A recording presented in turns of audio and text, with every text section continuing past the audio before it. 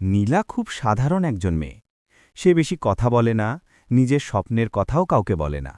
অফিসে বা পরিবারের মধ্যে সবাই তাকে শান্ত, নিরীহ মানুষ হিসেবেই জানে। অনেকেই মনে করে নীলার জীবনে আলাদা করে কিছু ঘটার নেই। কিন্তু নীলার ভেতরে একটা জেদ কাজ করে। দিনের কাজ শেষ করে সবাই ঘুমিয়ে পড়ার পর সে নিজের জন্য সময় বের করে। ছোট একটা টেবিলে বসে সে শেখে, চেষ্টা করে, আবার ভুল করে। অনেক রাত পর্যন্ত চোখ জেগে থাকে, কিন্তু কাউকে জানায় না। অনেক সময় ক্লান্তিতে তার হাত থেমে যায়। মনে হয় এত কষ্ট করে কি হবে। তখন সে নিজেকেই বলে, আজ না হোক কাল ঠিক হবে। তারপর আবার শুরু করে। মাসের পর মাস এভাবেই কেটে যায়।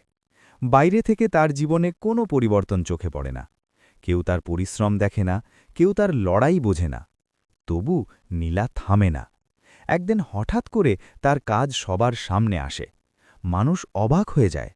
যারা কখনো তাকে গুরুত্ব দেয়নি, তারাই এখন প্রশংসা করে।